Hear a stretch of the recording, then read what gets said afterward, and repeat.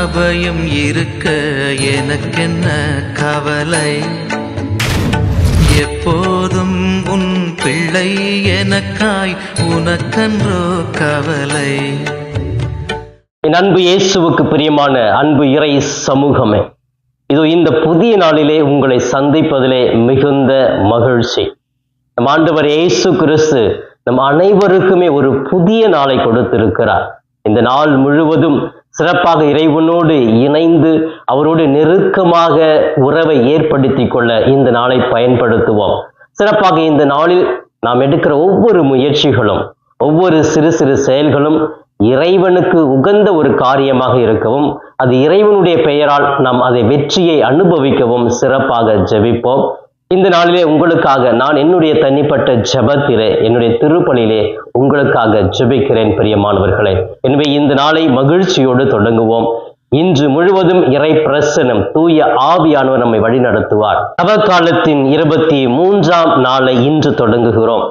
22 நாட்களாக தவ முயற்சிகளால், ஜெபத்தால், இறைவனோடு நாம் கொண்டுள்ள அந்த உறவால் நாம் மகிழ்ச்சியோடு அவருடைய மகிழ்வை, அருளை ஒவ்வொரு நாளும் அனுபவித்துக் கொண்டிருக்கிறோம்.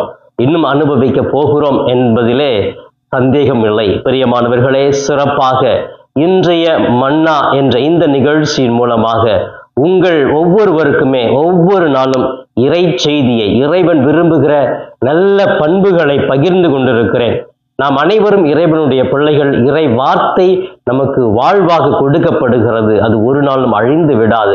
அப்படிப்பட்ட வார்த்தையை சிறப்பாக இறைமகன் இயேசு கிறிஸ்து இன்று நமக்கு ஒரு சிறிய புதுமையின் மூலமாக விளக்குகிறார்.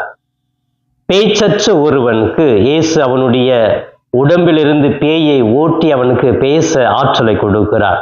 பிரியமானவர்களே, இயேசு தன்னுடைய வாழ்க்கையிலே பல்வேறு புதுமைகள், அற்புதங்கள் செய்தார். விதவிதமான புதுமைகள், உடல் சார்ந்த புதுமைகள் செய்கிறார், மனது சார்ந்த புதுமைகள் செய்கிறார், உளவியல் சார்ந்த புதுமைகள் செய்கிறார்.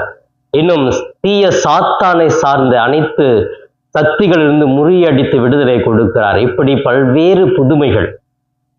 அந்த வரிசையிலே சிறப்பாக இன்று நாம் பார்ப்பதுதான் சாத்தானை முறியடித்தல். ஒரு மனுஷனுக்கு சாத்தானுடைய ஆதிக்கத்திலிருந்து, பிடியிலிருந்து விடுதலையை கொடுப்பது. பேச்சற்று ஒருவன் இருக்கிறான். ஒருவேளை சாத்தான் அவனுக்குள்ள வந்து அவனை பேச விடாமல் அந்த சாத்தான் செய்திருக்கலாம். எனவேதான் இந்த சகோதரனை இயேசுவினிடம் கொண்டு வருகிறார்கள். அவனுக்கு பேச்சை கொடுத்து அவனோட உடம்பில் இருக்கிற சாத்தானை முறியடிக்கிறார். இதை பார்ப்பவர்கள் வியக்கிறார்கள். என்ன வியப்பு என்றால், எப்படி இத்தனை நாட்களாக சாத்தானுடைய ஆதிக்கத்தில் இருந்த ஒரு மனுஷன், சாத்தானால் பேச முடியாத ஒரு மனுஷன் திடீர்னு எப்படி பேசுவான்?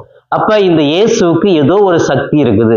அது என்ன சக்தி அப்படின்னு சொன்னா, இவர்கள் எப்படி பார்க்கிறார்கள் என்றால், இயேசு தன்னுடைய வல்லமையாலும் கடவுளுடைய அருளாலும் இந்த புதுமையை செய்யல, சாத்தானை வைத்தே இன்னொரு சாத்தானை ஓட்டுகிறார். அப்ப இந்த சாத்தானை விரட்டி அடிப்பதற்கு இன்னொரு சாத்தானுடைய துணை இவருக்கு இருக்கிறது. அந்த சாத்தான்கிட்ட வேண்டிட்டு தான் இந்த சாத்தானை விரட்டி அடிக்கிறார். பேய்களுக்கு தலைவன் யாரு? பெயல்செபூல். அந்த யூத கலாச்சாரப்படி பெயல்செபூல் என்ற ஒரு அரசன் இருந்தான். அவனுடைய ஆதிக்கம் அதிகமாக இருந்தது. அவன் சாத்தானை ஓட்டக்கூடியவனாக தோன்றப்பட்டால், அப்ப அவருடைய துணை, அவர் ஒரு பெரிய சாத்தானை வைத்துத்தானே செய்தார். அப்ப அந்த சாத்தானை வைத்துத்தான் இயேசு இந்த சாத்தானை விரட்டுகிறார் என்று அவரிடம் கேள்வியை கேட்கிறார்கள். உடனே அவர்களுடைய உள்ளார்ந்த சூழ்ச்சியை புரிந்து கொண்டு அவர்களுக்கு பதில் சொல்றார். அப்ப உங்கள் வாழ்க்கையில, உங்க காலகட்டத்திலே சாத்தானை விரட்டி அடித்தார்களே, அவர்களெல்லாம் யாரை வைத்து சாத்தானை விரட்டினார்கள்? அவர்கள் கடவுளை வைத்து சாத்தானை விரட்டினார்கள் என்றால், நான் மட்டும் ஏன் சாத்தானே வைத்து இன்னொரு சாத்தானை விரட்டுகிறேன் என்று அவர்களிடம் கேள்வியை கேட்கிறார். அவர்கள் அப்படி திகைத்து போய்விடுகிறார்கள். பிரியமானவர்களே, இயேசுவால் எல்லாம் முடியும். அவரால் முடியாதது ஒன்றுமே இல்லை. சாத்தான் எல்லாம் அவருக்கு ஜுஜிபி அப்படின்னு சொல்லலாம். சாதாரணமா அவர் விரட்டி அடிச்சிடுவாருங்க. அவ்வளவு வலிமையானவர் இயேசு கிறிஸ்து. எத்தனையோ சாத்தானை விரட்டி அடிச்சிருக்கிறார். அந்த சாத்தானுடைய ஆதிக்கத்திலிருந்து அவர்களுக்கு முழுமையான விடுதலை கொடுத்திருக்கிறார். இந்த பகுதியிலே, இன்றைய மன்னாவிலே, சிறப்பாக இந்த தவ காலத்திலே இயேசுவினுடைய வல்லமை எவ்வளவு உயர்ந்ததாக, வலிமையாக இருக்கிறது என்று காண்பிப்பதற்காக நம்மால் பல நேரங்களில் இப்படி சாத்தானால் சூழப்பட்டிருப்போம். சாத்தானுடைய ஆதிக்கத்துள் அதிக நாட்களாக வாழ்ந்து கொண்டிருந்திருப்போம். இந்த சாத்தானுடைய செயல்பாடுகளால் பேச்சு இல்லாம, பேசாம, நல்ல வார்த்தைகள் பேசாம, தீய வார்த்தைகளை பேசுவது, பிறருக்கு கெடுதல் நினைப்பது, இது எல்லாமே சாத்தானுடைய செயல்கள்.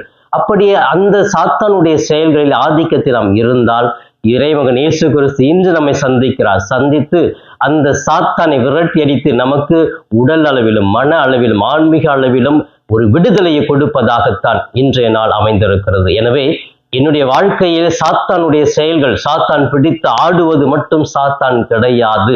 நான் செய்கிற ஒவ்வொரு தவறான செயல்கள், பாவங்கள் எல்லாமே கடவுளுக்கு விரோதமாக எதை செய்தாலுமே அது பாவம், அது சாத்தானுடைய ஆதிக்கம் என்பதை புரிந்து கொண்டு இயேசுவினிடம் வாருங்கள். இயேசு அந்த சாத்தானுடைய செயல்பாடுகளில் நமக்கு முழுமையான விடுதலையை, வெற்றியை கொடுப்பார். பிரியமானவர்களே, இன்றைய மன்னாவினுடைய 2வது பகுதியை பார்த்தோம் என்றால், இயேசு கிறிஸ்து தெளிவாக சொல்லுகிறார், என்னோடு இணைந்து இல்லாதவர் அவர் எனக்கு எதிராகத்தான் இருப்பார். என்னோடு இணைந்து இருப்பவர் எனக்கு உகந்த காரியங்களை செய்து கடவுளை மகிமைப்படுத்துவார் அப்படின்னு சொல்றார். இதைத்தான் நற்செய்தியில் இன்னொரு இடத்துல பார்க்கிறோம் இல்லையா? திராட்சை செடியானது அதனுடைய கிளையோடு இணைந்திருந்தால்தான் முழுமையான பலன் கொடுக்கும். அது இணைந்து இல்லாமல் துண்டிக்கப்பட்டால் அது காய்ந்து உதிர்ந்து போய் நெருப்பிலே இடப்படும் என்று நம்ம வாசித்திருக்கிறோம். அப்படித்தான் கடவுளோடு யாரெல்லாம் இணைந்திருக்கிறார்களோ அவர்களால் மட்டும்தான் நல்லது செய்ய முடியும். கடவுளுக்கு விரோதமாக இருப்பவர்களால் எதையுமே செய்ய முடியாது என்ற ஒரு உண்மையை இந்த நாளினுடைய மன்னாவிலே அழகாக 2வது செய்தியாக வைக்கிறார். ஆம் பிரியமானவர்களே, நாம் இறைவனோடு இணைந்து தான் செய்கிறோமா எல்லா காரியங்களையும்? இறைவனோடு இணைந்து இல்லாத வாழாத நேரங்களிலே நாம் இறைவனுடைய அருளையும் ஆற்றலையும் பெற தகுதி அற்றவர்களாக போய்விடுகிறோம் என்றுதான் இன்றைய மன்னா நமக்கு வெளிப்படுத்துகிறது. பிரியமானவர்களே, நான் இறைவனோடு இணைந்து வாழ்ந்தால் எல்லா விதமான பிரச்சனையிலிருந்து எனக்கு விடுதலை கிடைக்கும். மனசுல மகிழ்ச்சி பொங்கி பொங்கி வருங்க. அப்படிப்பட்ட இறைவனோடு இணைந்த இணக்கமான வாழ்வு இன்று என்னால் வாழ முடிகிறதா என்ற ஒரு சிந்தனையை சீர்தூக்கி பார்த்தவர்களாக இன்று வாழ்வோம். மீண்டுமாக இந்த நாளினுடைய செய்தி நமக்கு என்ன சொல்லப்படுகிறது? நம்முடைய வாழ்க்கையிலே நமக்கு எதிராக செயல்படுபவர்கள் நிறைய பேர் இருப்பார்கள். இயேசு எது செஞ்சாலும் குறை சொல்றவங்க ஒருத்தவங்க இருக்கிறாங்க இல்லையா? இது கட்டாயமா இருப்பாங்கங்க. வாழ்க்கையில இயேசுக்கே, கடவுளுக்கே அப்படி குறை சொல்றவங்க இருக்கும் பொழுது, நம்ம சாதாரண மனிதர்கள், நம்மளை பார்த்து குறை சொல்லாதவங்க இருப்பாங்களா? நமக்கு முன்னாடி ஒண்ணு சொல்லுவாங்க, பின்னாடி ஒண்ணு சொல்லுவாங்க. பெரும்பாலும் முன்னாடி சொல்லுகிறது நமக்கு ஆறுதலா தான் இருக்கும். ஆனா பின்னாடி சொல்றது நம்மளை சாகடிக்கிறது போல, ஈட்டியால குத்துறது போல வார்த்தைகளை சொல்லி நமது பெயர்களை கெடுப்பார்கள். அப்படிப்பட்டவர்கள் நிறைய பேர் இருக்கிறாங்க. அது ஈஸியா கண்டுபிடிச்சலாம். எப்படி? ஒரு சின்ன சின்ன விஷயங்கள் மூலமா நம்ம கண்டுபிடிக்கலாம். ஒரு மனுஷன் நம்மளை புகழ்ந்து பேசுறாரா, உண்மையாவே நான் செய்யறது அவருக்கு ஏற்றுக்கொள்ளக்கூடிய ஒன்றா இருக்குதா, இல்ல பொறாமைப்படுகிறாரா என்று அவருடைய வார்த்தை வைத்தே நம்ம புரிந்து கொள்ளலாம். அதுதான் இயேசுனுடைய வார்த்தையில் கூட அழகாக நம்ம புரிந்து கொள்ளுகிறோம். எப்படி? இயேசு செய்கிற பொழுது ஒரு சிலர் அவர்களை பாராட்டினார்கள் என்றால் அவர்கள் நல்ல மனநிலை. ஆனா தவறாக கேள்வி கேட்டு அவரை ஒரு இக்கட்டான சூழ்நிலைக்குள்ள தள்ளுறாங்க பார்த்தீங்களா? அப்ப நம்ம புரிஞ்சுக்கலாம், அவர்கள் நம்மோடு இல்லை, நமக்கு எதிராக இருக்கிறார்கள். நாம் செய்வது அவர்களால் ஏற்றுக்கொள்ள முடியவில்லை என்று அர்த்தம். அன்புக்குரியவர்களே, இப்படி நம்முடைய வாழ்க்கையில நாம் எதை செய்தாலும் குறை கண்டுபிடிப்பவர்கள் இருக்கிறார்கள். குறை சொல்லிக்கொண்டே இருப்பார்கள். எதையுமே நல்லதா பார்க்க மாட்டாங்க. நம்மளை அமுக்க பார்ப்பாங்க, நம்மளை கீழே தாழ்த்த பார்ப்பாங்க. எந்த வளர்ச்சியும் அடைந்திடக் கூடாதுங்கிறதுக்காக சீக்கிரட்டா நிறைய முயற்சிகள் செஞ்சுக்கிட்டே இருப்பாங்க. அப்படிப்பட்டவர்களை பார்த்து பயந்து விடாதீங்க, சோர்ந்து போயிடாதீங்க. அது சகஜம். கடவுளுக்கே, இயேசுவுக்கே இருந்துச்சுன்னா நமக்கு இல்லாமலா இருக்கும்? நம்ம என்ன செய்யணும்? கடவுள்கிட்ட வேண்டிக்கிட்டு, ஆண்டவரே, இப்படி பொல்லார் எனக்கு, என் கூட இருக்கிறவர்கள் எனக்கு சதி திட்டம் செய்கிறார்கள், என்னை வளர விடாமல் செய்கிறார்கள், என்னுடைய நிம்மதியை கெடுக்கிறார்கள், அதையெல்லாம் நான் சந்திக்க, அவர்களிடத்தில் எப்படி வாழ வேண்டும் என்பதை, அந்த சூழ்நிலையில் நான் எப்படி இருக்க வேண்டும் என்பதையெல்லாம் நீ எனக்கு சொல்லிக் கொடுக்க வேண்டும் என்று சொல்லி இறைவனிடத்தில் ஜெபிப்போம். இந்த சூழ்நிலை எல்லாம் மாறி போகும். நாம இருந்து கடவுளுடைய திட்டங்களை நிறைவாக செய்வதற்கு இந்த சிறு சிறு தடைகளை எல்லாம் ஒதுக்கிவிட்டு போனால்தான் வாழ்க்கையில் இந்த ஆன்மீக சக்தியை பெற முடியும். இறைவனுடைய மீட்பை இன்றே இப்பொழுதே பெற்றுக்கொள்ள முடியும் என்பதை உணர்ந்தவர்களாக சிறப்பாக இன்றைய மன்னாவிலே ஆண்டவர் இயேசு கிறிஸ்துவால் எல்லா வியாதிகளையும் எல்லா தீய சாத்தானுடைய கட்டுகளிலிருந்து விடுதலை கொடுக்க முடியும் என்று நினைப்போம். இரண்டாவது, கடவுளோடு இணைந்திருந்தால் தான் நம்ம கடவுளாக மாற முடியும், கடவுளுடைய செயல்களை செய்ய முடியும், மகிழ்ச்சியோடு இருக்க முடியும். கடவுளை விட்டு பிரிந்தால் நாம் எல்லாவற்றிலிருந்து பிரிந்து விடுவோம், ஆன்மீகத்தை இழந்து விடுவோம், நல்ல உடல் சுகத்தை இழந்து விடுவோம், நல்ல உறவுகளை இழந்து விடுவோம் என்பதை மறந்து விடாதீர்கள். இறுதியாக நமது வாழ்க்கையிலே நமக்கு எதிராக சூழ்ச்சி செய்பவர்கள், நம்மை தாழ்த்தி பேசுபவர்கள், நமக்கு எதிராக செயல் திட்டங்கள் செய்பவர்கள் அநேகம் இருப்பார்கள். அவர்களை கண்டு மனம் உடைந்து போகாமல் துணிவோடு நமது பணியை, இறை உறவை இன்னும் வளர்த்து கொண்டிருக்க முயற்சிகள் எடுக்க வேண்டும் என்று சொல்லி சிறப்பாக இந்த நாளிலே உங்களுக்கு 3 செய்தியை கொடுக்கிறேன். இந்த 3 நல்ல செய்திகளை உள்வாங்கியவர்களாக இந்த நாளை தொடங்குவதற்கு முன்பாக இயேசுவினிடத்திலே ஒப்பு கொடுத்து என்னோடு கண்களை மூடி ஜெபிக்கலாமே. எங்களை நேசிக்கும் எங்கள் தாயும் தந்தையுமான இறைவா, உம்மை போற்றுகிறோம், உம்மை வாழ்த்துகிறோம், உம்மை ஆராதிக்கிறோம்.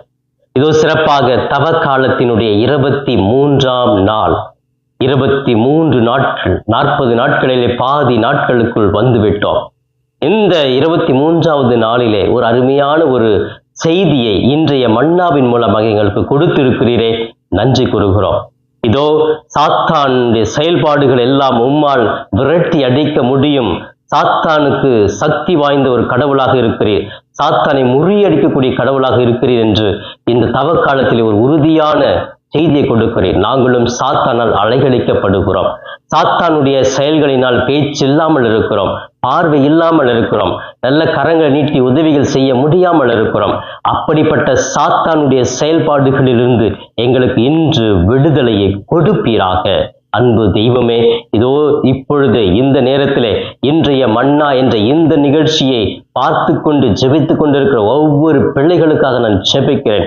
ஆசீர்வதியும் ஆண்டவரே, இவர்களுக்கு விடுதலை கொடுத்தருளும் ஆண்டவரே, உடல் சுகத்தை கொடுத்தருளும். மனதிலே நிம்மதி இல்லை, கடினமான ஒரு உணர்வு, இன்று முழுவதும் என்னால் மகிழ்ச்சியாக இருக்க முடியவில்லை, பொல்லாருடைய சூழ்ச்சிகள் இருக்கிறது, என்னை தவறாக பேசுகிறார்கள், என்னுடைய பெயரை கெடுக்கிறார்கள், குடும்பத்தில் கணவன் என்னை புரிந்து கொள்ளவில்லை, மனைவி என்னை புரிந்து கொள்ளவில்லை, சந்தேகம் எண்ணங்கள், பிரிவினையில் இருக்கிறோம் என்று பல்வேறு தேவைகளுக்காக ஜெபிக்கிற ஒவ்வொருவருக்கும் விடுதலையும் ஆற்றலையும் கொடுப்பீராக ஆண்டவரே. இன்னும் சிறப்பாக தெய்வமே, இந்த நாள் முழுவதும் ஆண்டவரே நல்ல வேலை வாய்ப்பு கிடைக்க வேண்டும், குடும்பத்தில் உள்ள கடன் பிரச்சனைகள், வறுமைகள் நீங்க வேண்டும், நல்ல குழந்தை பாக்கியம் கிடைக்க வேண்டும், திருமண தடைகள் நீங்கி நல்ல முறையில் திருமண வரன் ஏற்பட வேண்டும் என்று சொல்லி ஜெபிக்கிற அனைவருக்காக ஜெபிக்கிறேன்.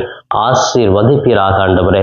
இன்று உழைக்கிற வேலை செய்கிற இடங்களிலே சண்டை சச்சரவுகள், போட்டி பொறாமைகள், பழிவாங்குகின்ற எண்ணங்கள் இல்லாமல் அனைவரோடும் நிம்மதியோடு மகிழ்ச்சியோடு வாழ சூழ்நிலை ஏற்படுத்தி கொடுப்பீராக. தன்னுடைய குடும்பத்தின் வளர்ச்சிக்காக வெளிநாடுகளிலே வேலை செய்து கொண்டிருக்கிற ஒவ்வொரு பிள்ளைகளுக்காக ஜெபிக்கிறேன். அவர்கள் அங்கே தங்கி வேலை செய்கின்ற பொழுது, பயண வேலையிலும் சரி, வேலை செய்கிற பொழுதும் சரி, தூய பரிசுத்த ஆவியானவர்கள் வழி நடத்தவும், அவருக்கு மன நிம்மதியை, மகிழ்ச்சியை கொடுக்க நான் ஜெபிக்கிறேன் ஆண்டவரே.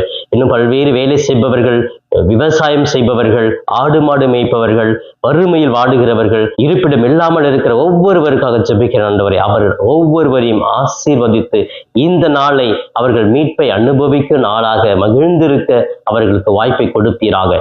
இவை எல்லாமே எங்கள் ஆண்டவரும் மீட்பருமான இயேசுவின் மூலம் ஜெபிக்கிறேன் என் ஜீவனுள்ள நல்ல பிதாவே. ஆமேன், ஆமேன். பிரியமானவர்களே, இந்த நாள் இனிய நாளாக, இறை அருளை முழுமையாக பெறும் நாளாக அமைய வாழ்த்துகிறேன். உங்களுக்காக தொடர்ந்து ஜெபிக்கிறேன். உங்களுடைய தனிப்பட்ட கருத்துக்கள் இருந்தால் கமெண்ட் பாக்ஸ்ல உங்களுடைய விண்ணப்பங்களை ஏறிடுங்கள். என்னுடைய திருப்பலியிலும் தனிப்பட்ட ஜெபத்திலும் உங்களுக்காக ஜெபிக்கிறேன். இயேசுவுக்கே புகழ், மரியே வாழ்க.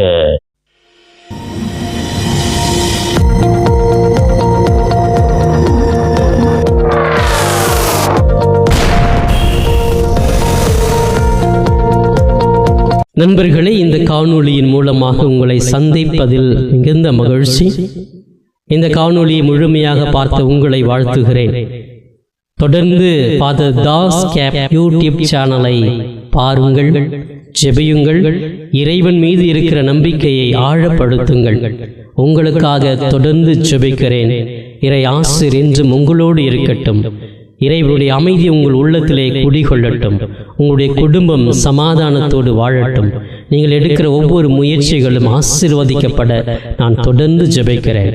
தொடர்ந்து இந்த சேனல் ஃபாதர் தாஸ் கேப் யூடியூப் சேனலை சப்ஸ்கிரைப் செய்துவிட்டு தொடர்ந்து வருகிற ஒவ்வொரு காணொளியும் பார்த்து இந்த யூடியூப் சேனலை தாங்கும்படி உங்களை பாசத்தோடு கேட்டுக்கொள்கிறேன். நன்றி.